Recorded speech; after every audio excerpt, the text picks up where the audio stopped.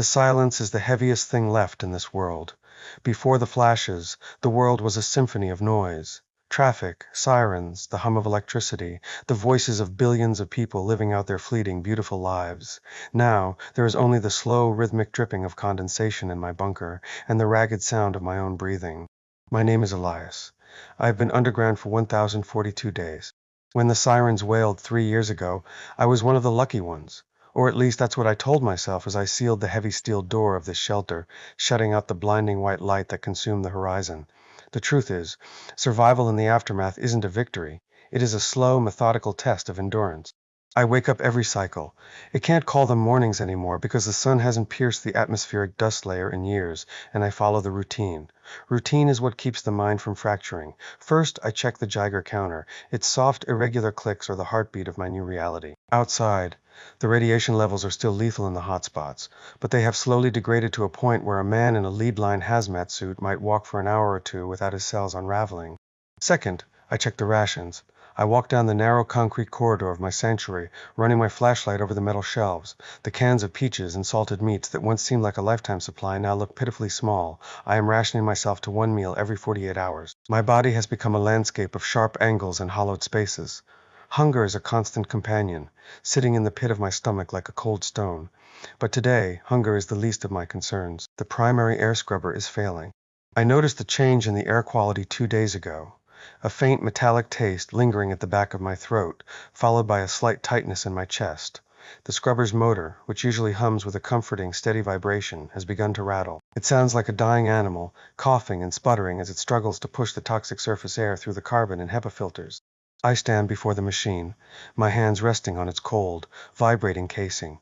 I've patched it with duct tape, spare wire, and desperate prayers over the past year. But the primary intake fan has finally shattered.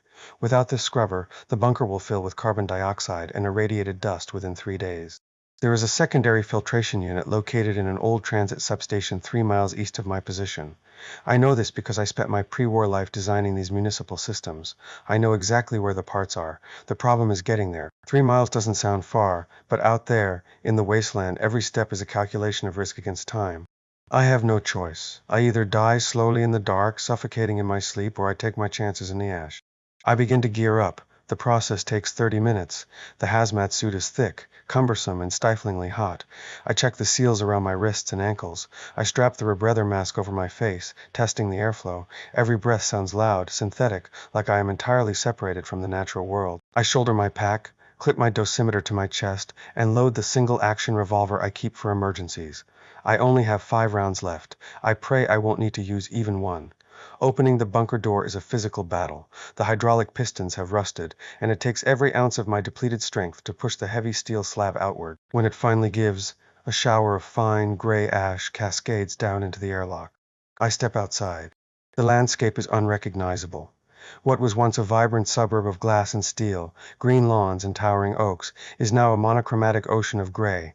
A thick blanket of ash covers everything, burying the skeletons of burned-out cars and the collapsed roofs of homes. The sky above is a swirling, bruised canopy of dark clouds, blocking out the sun entirely.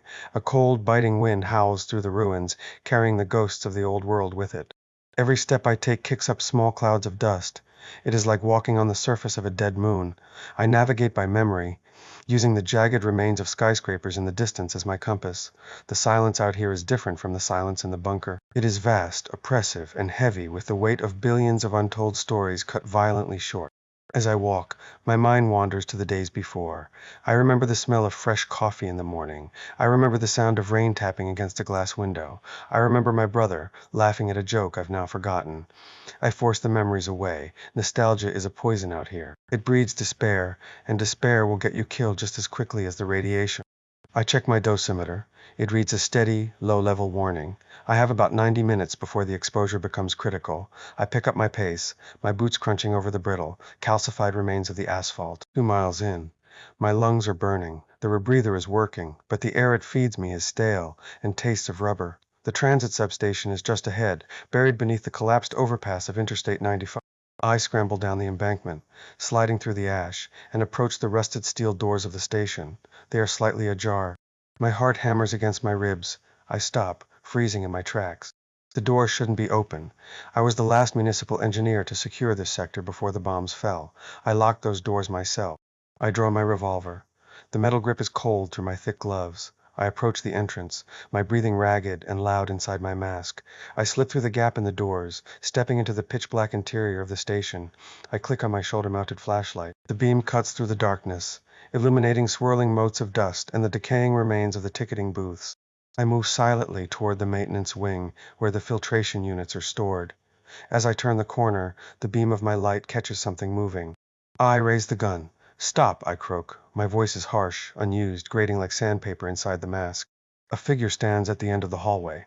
They are wearing a makeshift suit layers of plastic tarps, duct tape, and a cracked industrial gas mask. In their hands, they hold the exact filtration fan blade I came here to find.